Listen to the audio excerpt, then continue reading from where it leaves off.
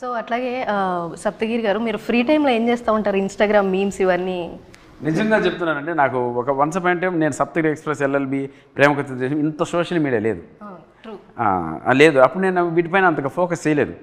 ఇప్పుడు తెలుస్తుంది వాటి వల్ల ఉన్న ఉపయోగం ఏంటో పబ్లిసిటీ పరంగా ఏముంటుంది అనేది. బట్ ఇప్పుడు దాన్ని స్టార్ట్ చేశాను. ఇన్స్టాగ్రామ్, ట్విట్టర్ అండ్ అన్నీ స్టార్ట్ చేశాను. మా గురుగారు బ్రహ్మానందం గారు స్టార్ట్ చేశారు. సో అది కూడా బాగా అనిపించింది నాకు. సో ఆ ఇన్స్పిరేషన్తో మనం కూడా స్టార్ట్ చేయాలని ఈ పెళ్లిగాని ప్రసాద్ సినిమాతో నేను కూడా ఇన్స్టాగ్రామ్, ట్విట్టర్ ఓపెన్ చేశాను. Thank you. సో ఇప్పుడు కానీ ప్రేమ కథా చిత్రం రిలీజ్ అయితే ఎన్ని మీమ్స్ వచ్చాయో దాని మీద కదా. ఓకే, సో ఇప్పుడు ఆడియన్స్ ఎలా ఉన్నారని మీరు అనుకుంటున్నారు? ఒక మూవీని ఈజీగా జడ్జ్ చేస్తున్నారని మీరు అనుకుంటారా, లేకపోతే కంటెంట్ ఉంటే సపోర్ట్ చేస్తున్నారని మీరు అనుకుంటారా? లేదు లేదు, కంటెంట్ ఉంటేనే సపోర్ట్ చేస్తారండి. మనం ఆడియన్స్ ఎప్పుడు తక్కువ అంచనా వేయకూడదు. అది ఏ జనరేషన్లో అయినా ఏ ఇందులో అయినా వాళ్ళు సినిమా బాగుంటేనే చూస్తారు. బాగాలేకపోతే వాళ్ళు మోసినంత ఎవరు అంటే ప్రేక్షక దేవుళ్ళని ఎందుకంటామంటే వాళ్ళే డిసైడ్ చేసే సినిమాని తప్పకుండా. అంటే ఏ సినిమా హిట్ అయినా ప్రజల మద్దతు లేకపోతే గెలవదు కదండి.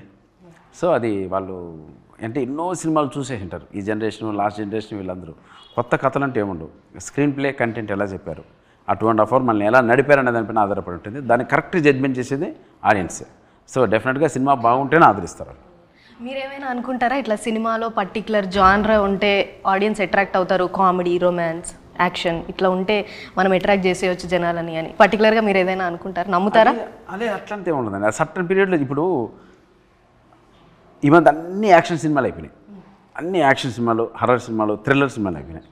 సో ఆ జానర్ అనేది కొంతకాలం గడిచింది, ఒక 6-7 years అది గడిచింది. అలా చూసి ఒక్కసారిగా సంక్రాంతికి వస్తున్నాం అనే సినిమా రాగానే ఒక ఫన్ బ్లాస్ట్ అవగానే కరెక్ట్గా మళ్ళీ ఇమ్మీడియట్గా జానర్ మారింది. ఇప్పుడు ఫన్ అనేది నెక్స్ట్ కమింగ్ ఒక 6-7 years రన్ అవుతుంది.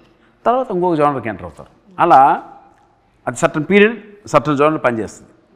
కాబట్టి అది మనం ఈ జానరే చేయాలి, అలా చేయాలని ఏమి ఉండదండి. కాలమే నిర్ణయించుకుంటూ వెళ్తుంది. ఓహో ఇది ఎక్కువైంది, ఇప్పుడు ఇది చేద్దామని కాలమే డిసైడ్ చేస్తుంది ఆ జానర్ ఏది రావాలి ప్రజలకి. సో పెళ్లిగాని ప్రసాద్ అంటే మనం కామెడీగా తీసుకుంటే కామెడీగా, లేదు అంటే సీరియస్గా తీసుకుంటే అది సీరియస్ టాపికే. పెళ్ళి అవ్వలేదు ఇంకా అదే అనేది ఒక బాధ. సో అలా ఎవరైనా మనోభావాలు దెబ్బతీసే ఏమన్నా ఉంటాయా? అలా ఏం టచ్ చేయలేదండి. మనోభావాలు దెబ్బతీసి ఏం టచ్ చేయలేదు. ఇది ఓన్లీ ఒక 7 క్యారెక్టర్ల మధ్య పెళ్లిగాని ప్రసాద్ మన క్యారెక్టర్ వాణి స్వ అనుభవం ఏముంటుందో అది చెప్పేమే తప్పిస్తే వాడు పడే బాధలు, కష్టాలు మీకు నవ్వు తెప్పిస్తాయి. సో ఇది ఓన్లీ మెసేజ్ ఓరియంటెడ్ కాదు, మిగతా ఏ ఎమోషన్ టచ్ చేయలేదు. Only fun genre. నవ్వండి, నవ్వుకోండి, రండి, వెళ్ళండి.